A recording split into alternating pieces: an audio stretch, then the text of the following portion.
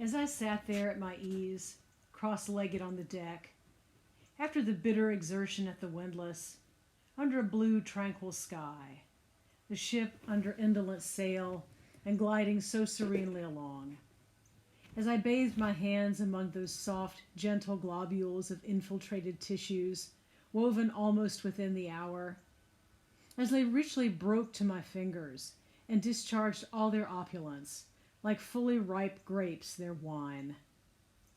As I snuffed up that uncontaminated aroma, literally and truly like the smell of spring violets, I declare to you that for the time I lived as in a musky meadow.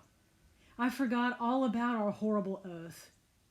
In that inexpressible sperm, I washed my hands and my heart of it. I almost began to credit the old Paracelsian superstition that sperm is of rare virtue in allaying the heat of anger. What is the smallest unit of organization that can experience pleasure? Does a wandering electron feel pleasure when it lands in a stable electron shell? An atom when it forms an ionic bond? I ask because I think I experience pleasure on the cellular level. In the hospital, dehydrated, I was hooked up to an IV saline drip. I have never experienced a pleasure greater than when my thirsty cells got their first taste of that liquid.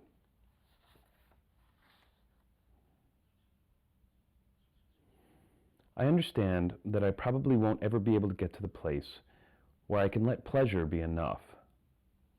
But is it asking too much to let it be something?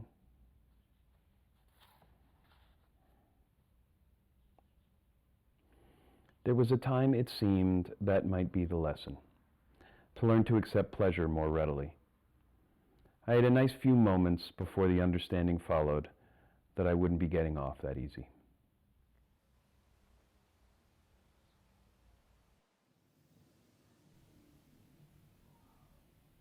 The machine doesn't suffer. The machine processes the materials it's been provided in the method that has been established with no more regard for the results than a table saw has for a 2x4. It experiences no apprehension about the quality of the lecture, no anxiety that this time the deadline won't be met, no pride in a felicitous combination of words or images. The machine doesn't gnash its gears when the aleatoric method proves uncooperative, wonder whether this is the time chance should be overruled. The machine does its work when it is required and stands by when it is not. The machine doesn't birth new content. The machine cannot produce anything new, though it may provide an opportunity for finding something new. The machine is the location in which fertilization may occur rather than the fertilized object. A womb rather than an embryo, the machine is a place where inchoate content may gestate until it is ready to enter the world. In the machine, what exists is gathered, and what is coming to exist is nourished. In time, through juxtaposition, chance operations, selection, and the maneuverings of art, the spirit of a new lecture may emerge. The machine isn't aware of itself. The machine does not know when it is being employed, when it is dormant, when it has been decommissioned. It does not know when it has pleased the operator or when it has disappointed him. It has no sense of the quality of the content that has resulted from its operation. Neither is the lecture aware of itself. When it seems to be so, that is due to the vagaries of chance or the manipulation of language by the operator. The operator carries the burdens of suffering and awareness for the whole operation. The machine has been built with the express, if not primary purpose, of exacerbating these burdens. In this, if by no other criteria, it has proved largely successful, though in time, as familiarity with a given machine grows, these burdens can become less onerous. This is a good indicator that it is time to build a new kind of machine. From storm to storm, so be it then. Born in throes, 'tis fit that man should live in pains and die in pangs. So be it then. Here's stout stuff for woe to work on. So be it then. Imagine a cosmic force rushing through an otherwise inert universe. It reaches out through the void, wanting only to make contact. It is all potential, yet somehow lacks something. So it soars through the nothingness, seeking what it lacks, failing and failing and failing to find it. And then, impossibly, it strikes upon what was lacking. Contact is made, and the long serenity is broken by the violence of becoming. Anything that might have been now has the opportunity to be. Becoming is agony. Infinite possibility must be shorn away and replaced by actuality. The so-muchness of the universe squeezed into a particular place and time, bounded, birthed. We may experience echoes of this first great agony. It is not often pleasant. We are granted the gift of forgetfulness of our births, which is the loudest of those echoes, when the infinite potential of the not yet existing is abandoned for the spatially and temporally finite potential of the existent. Creating art is a quiet echo of this agony. Though the art is blissfully unaware of the suffering of its birthing, the artist is not. It is the artist who sees the potential at conception and so knows the finitude of the actual when it comes. In those cases when the reality of that approaching finitude does not dissuade the artist from bringing it to fruition. Even the greatest art falls short of its potential. So why would artists so often persist in completing a piece of art? Because it is only via the existent that contact can be made. There may be times in your life when you have the opportunity or the obligation to birth a new self. Often the suffering involved in being the self to be discarded is enough to overshadow the agony of birthing a new one. But this is not always the case, and even when it is, there is always the pain of sacrificing potential. I went to a concert upstairs in Town Hall. The composer whose works were being performed had provided program notes. One of these notes was to the effect that there's too much pain in the world. After the concert, I was walking along with the composer, and he was telling me how the performances had not been quite up to snuff. So I said, well, I enjoyed the music, but I didn't agree with that program note about there being too much pain in the world. And he said, what, don't you think there's enough? I said, I think there's just the right amount.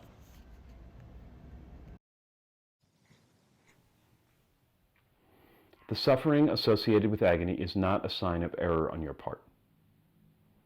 You experience the agony not because you made a poor decision or botched an opportunity, but because it is what is required of you. If you can enter into the agony, you will be so fully present, so much will be demanded of you, that despite the discomfort, which can be extreme, you will not be able to imagine not wanting to be there, experiencing it. Imagine how unlikely it is that anything exists at all. Everything that exists now has sacrificed almost all of what it could have been in order to be this.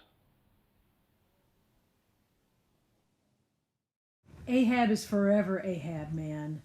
This whole act's immutably decreed. 'Twas rehearsed by thee and me 1,000,000,000 years before this ocean rolled. Ahab thought his destiny was to destroy the white whale. In the long hard days and nights of his recovery from his dismasting, Ahab stewed in his pain and humiliation and conjured a destiny that could justify his suffering. He would wring his vengeance from the carcass of the whale that had injured him. The whale was hardly a whale, of course. The extermination of a single whale, no matter its size or age or history, could hardly vindicate the suffering Ahab was tasked to endure.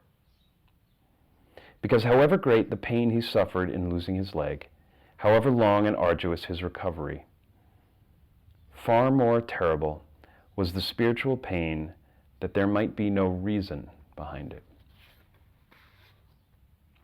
Moby Dick had to be the mask behind which inscrutable malice lay. the agent through which this inscrutability acted upon his world, or Ahab's idea of an order to the universe, his sense of the fair play presiding over creation would be dashed, and suffering would be all there was. For Ahab, suffering was all there was. The suffering was the reason. There would be no vengeance upon his adversaries, actual or ontological. Ahab's fate was to suffer until he died confronting the whale. Nothing happened today. And if anything did, I'd rather not talk about it because I didn't understand it. There's a weight you can put on the word nothing, which Wallace Stevens told me about in the last line of The Snowman. He's not the only one who knows the trick, just the one who let me in on it. Zero can do similar work in math if you let it.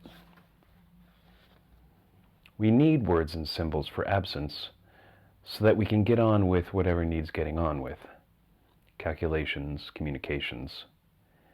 But once we have a symbol for it, we grant absence presence. We can make it an object of manipulation, of contemplation. Most of the time, what we're contemplating is the symbol. The existence of the symbol shifts the reality one level further away. The reality is not something that can be penetrated by the mind, though the mind can occasionally be pierced by the reality. Nothing happened today. Did you feel it?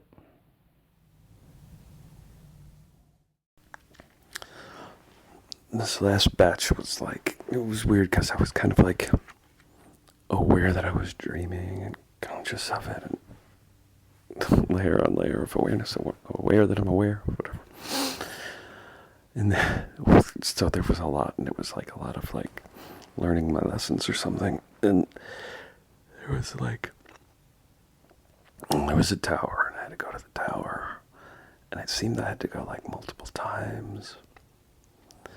And there was a woman who was gonna like, I want to say makeup, but it was more like form me or shape me a little bit. And she could shape me into a wizard, and she could shape me into a warrior, but it was the other way around, warrior and then wizard. And it was like I had to go to the tower 3 times before. Once as a warrior, once as a wizard, and once as something else. There was a third thing, but I don't remember what it was, or I didn't learn it, or what.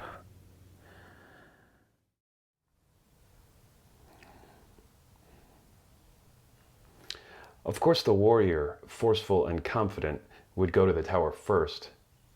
The lessons the warrior needs to learn are not easy, not physically, but they're straightforward. There may be a creature defending the tower. The warrior finds the creature, challenges it, defeats it. Perhaps the next obstacle is a puzzle. No longer will force carry the day. Learning is needed, and the cunning to put that learning into play. The dream self must be formed by the woman into a wizard, and it is as a wizard that the dream self must now travel to the tower. What comes after the wizard? The dream hasn't said. Perhaps the dream doesn't know. Maybe the wizard hasn't completed his task, and it is only by completing the task that the necessary layers of awareness accrete, and the lessons that need to be learned next will be made known. I only know myself as a human entity, the scene, so to speak, of thoughts and affections, and am sensible of a certain doubleness by which I can stand as remote from myself as from another. However intense my experience, I am conscious of the presence and criticism of a part of me which, as it were, is not a part of me, but spectator, sharing no experience but taking note of it, and that is no more I than it is you. When the play, it may be a tragedy, of life is over, the spectator goes his way. It was a kind of fiction, a work of the imagination only, so far as he was concerned. This doubleness may easily make us poor neighbors and friends sometimes. We can follow the steps of awareness up the ladder. The entity needs food. Hunger is the entity's awareness of the need for food. The naming of the sensation is the awareness of that awareness. The entity sees that it has felt this way before, that eating food made the sensation go away. The entity learns to trust in its ability to diagnose the need for food. And it also learns that this need for food may be ignored for a time, that there is a distance between the sensation of hunger and the act of eating, that while there is a relationship, the entity may enact a level of control over its response to the sensation. Here we might find Thoreau's spectator. The spectator observes the hunger, the awareness of hunger, and the response to hunger dispassionately, without suffering the need for food. Much of our work in life is bringing light to our awareness. We usually have to start by observing our actions and bodily sensations. I lash out at a coworker over a non-issue. I try to become aware of my sensations, tense shoulders, a knot in my stomach. I interrogate the sensations, find that I am anxious about a promotion, angry at my manager, who I can't afford to lash out at. I move up the ladder of awareness until I can enact a level of control over my response to the sensation. And perhaps this is the proper function of a conscious life, bringing ever more awareness, creating ever more distance between the entity's immediate sensation and its response. But if you do this, it's all too easy to find yourself living your life apart from your body, alienated from your sensations. And it seems to me that pleasure and joy and ecstasy are always experienced in the body, or perhaps more accurately, in integrated rather than a divided self. Consciousness so easily slides into self-consciousness, which might spiral in on itself until one experiences only infinite levels of meta-self-consciousness. How to regain the immediacy of hunger without losing the lessons of the awareness of hunger.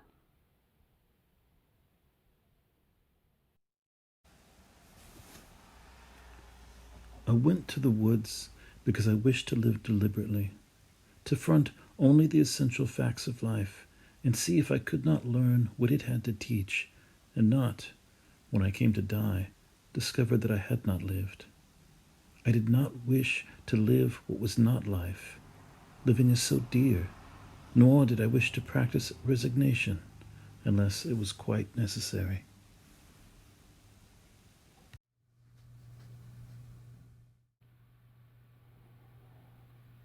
I worry I wasn't fair to Ahab earlier, because I suspect that, in his last drowning moments, Ahab was satisfied. Oh, he failed to achieve his vengeance. The whale had bested him, would destroy his ship and kill his men. But despite all that, I suspect he died justified in his conviction that Moby Dick was the pasteboard mask, that he was right to strike at it, even if he failed to land a blow on the real enemy on the far side.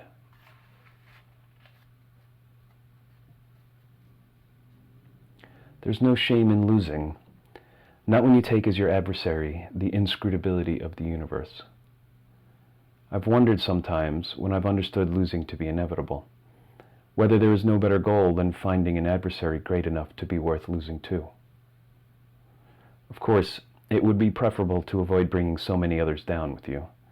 Let them be the author of their own struggles, suffer their own sufferings.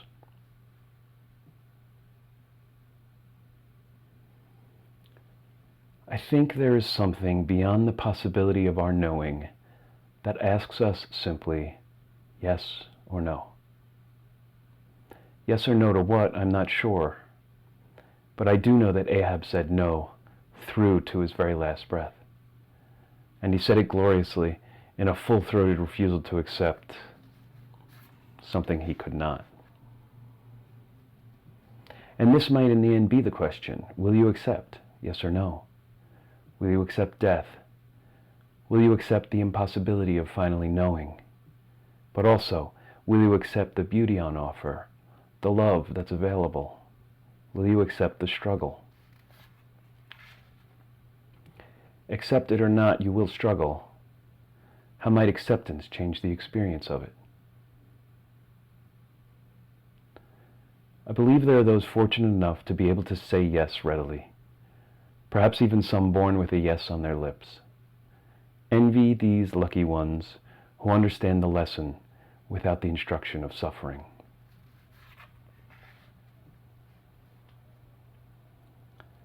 The Ahab in me has been ascendant for so long, I'm not sure I'll ever be able to find my way to yes. But suffering won't stop teaching, and I'm here at my desk, hoping that my no didn't really mean no, but only meant not yet.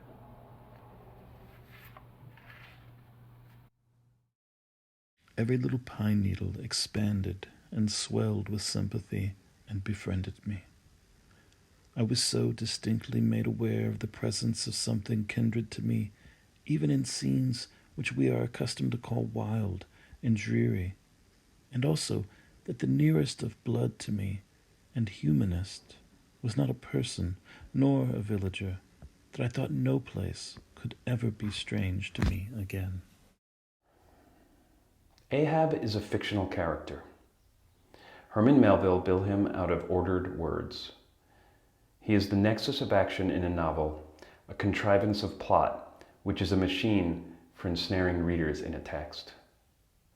He is the mouthpiece for a philosophy of existence Melville wished to explore and communicate to readers. And yet, I know more about Ahab's struggles than about any living person's, including my own.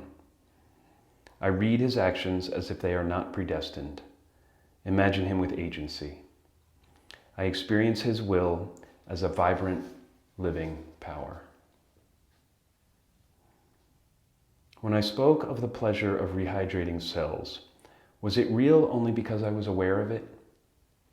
Or is the awareness immaterial? Is awareness material? A dream is the mind's translation of a series of neurons that fire during sleep, an organization of images and sensations transmitted to consciousness and occasionally retained into waking. And yet, the dream self struggles through its quest and its transformations. It suffers and conquers, wonders and learns. The dream self wants just as badly as the waking self. Is the meta self-consciousness I described earlier a severing of the consciousness from reality, or is it an overindulgence in hyper-reality? Is it possible to have too much reality? Perhaps nothing is real. Is nothing real? Are these machines merely lies I tell myself to justify my logorrhea? Are they a fiction I've placed at the intersection between my need for form and my loss of faith in received forms? Are they false idols I've constructed to relieve the burden of my responsibility to conceive and order language before I offer it to the world? Now we've gotten to it. This world I imagine I'm offering these lectures to, how can that be real? Can the world glean wisdom from a meditation? Can the world be moved by a lecture? Of course not. Only people can, individual people. At the point of contact where the creative impulse, actualized and released, finds what it yearns for. One soul that will allow itself to be touched. If that soul is yours, thank you. I'm so pleased this found its way to you.